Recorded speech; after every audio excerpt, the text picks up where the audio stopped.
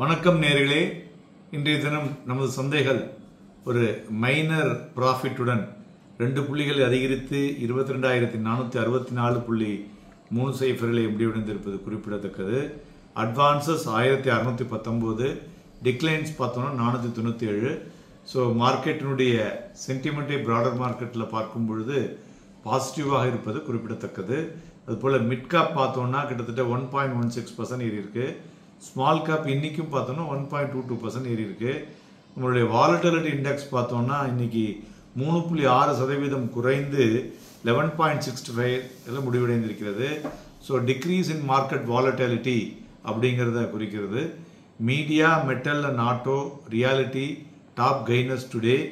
But மறுபுறம் IT and financial services, pharma top losers today.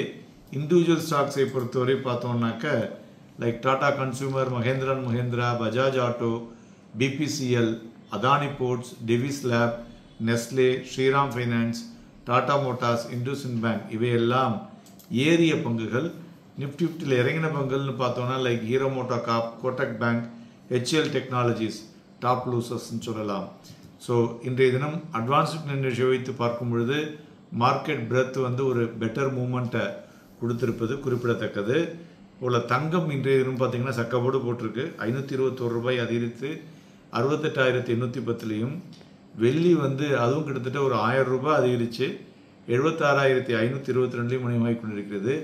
வெள்ளியை பொறுத்தவரை பார்த்தோம்னா ஒரு ஜூலை மாதத்துலேருந்து பார்க்கும் பொழுது ஒரு இறக்கத்திலே இருந்து இப்போ ஒரு பிரேக் அவுட் லெவலுக்கு வந்திருக்கு.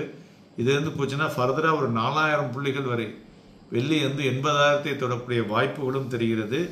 அதுபோல் க்ரூட் ஆயில் பார்த்தோம்னா 83 ரூபாய் அதிகரித்து 7,080 வணிகமாகி கொண்டிருக்கிறது. நிறைய கம்பெனிகள், ஏற்றுமதி செய்யக்கூடிய கண்ட்ரிகள் பார்த்தோம்னாக்க ஒரு பாசிட்டிவ் ரிப்போர்ட்ஸை கொடுத்துருக்காங்க. இதுமாரி இன்றைய தினம் வெளிவந்துள்ள இந்தியாவுடைய ஹெச்எஸ்பிசி டேட்டா அது பார்த்தீங்கன்னா கிட்டத்தட்ட 59.1 முடிவடைந்திருக்கிறது. 16 வருஷத்தினுடைய உச்சத்தை தொட்டு இருப்பதனால மார்க்கெட்டில் இன்னைக்கு ஒரு ஹை ஆக்டிவிட்டி இருந்ததுன்னு சொல்லலாம்.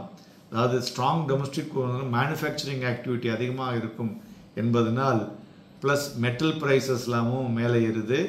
அதுபோல் குளோபலாக இம்ப்ரூவ் குளோபல் டிமாண்ட் ஆஃப்டர் சைனாவுடைய நேற்றைய தினம் பிஎம்ஐ டேட்டா வைத்து பார்க்கும் பொழுது அதனால் மெட்டல் செக்டார் ஒரு நல்ல ஒரு அபரிவிதமான ஒரு மொமெண்டம் இன்றைய தினம் கொடுத்தது என்று சொல்லலாம். அதுபோல் சிமெண்ட் துறைகளும் பார்த்தோன்னாக்க இன்றைய தினம் ஒரு சிமெண்ட் ஃபோம்லாம் என்டையர் கண்ட்ரியே ப்ரைஸை ஏற்றுறாங்க அக்ராஸ் த குளோபு. ஸோ அதனால் பாசிட்டிவ் ஆன் சிமெண்ட் செக்டாரில் உள்ள ஸ்டாக்ஸுக்கு. ஸோ எக்ஸ்பெக்டேஷன் ஆஃப் அதாவது இந்த டொமஸ்டிக் சிமெண்ட் டிமாண்டும் பார்த்திங்கனாக்க ஏறி இருக்குது. அதற்கு இன்னொரு மறுபுறம் நம்மளுடைய பிஎம்ஐ டேட்டாவும் ஒரு முக்கிய காரணம் என்று சொல்லலாம். ஸோ அதனால் இந்த 2 துறைகளும் ஒரு போட்டி போட்டுக்கொண்டு இன்றைய தினம் நன்கு இருந்தது என்று சொல்லலாம். அதுபோல் ஐரோப்பிய மார்க்கெட்டை பார்க்கும் பொழுது அந்த ஈஸ்டர் லீவுக்கு அப்புறம் இன்றைய தினம் தான் ஓப்பன் ஆகிருக்கு. பட் ஒரு மிக்ஸ்டு ட்ரேடிங்காக இருக்கிறது என்று சொல்லலாம். ஜப்பான் இண்டெக்ஸ் பார்த்தோன்னா ஒரு marginally decline. But Hong Kong and தாய்வான்லாம் ஏறி இருக்கு. 2%, 1% ஏறி இருக்கு.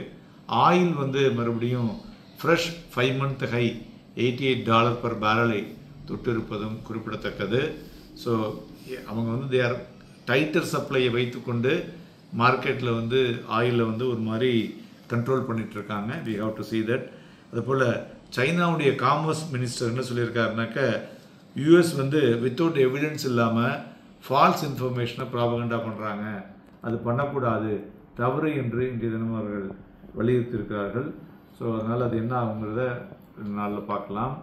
அதுமாரி கூகுளோட மெட்டா பார்த்திங்கனாக்க ரிலையன்ஸ் இண்டஸ்ட்ரீஸோட ஒரு டீல் சைன் பண்ணியிருக்காங்க for data centre in India with Reliance.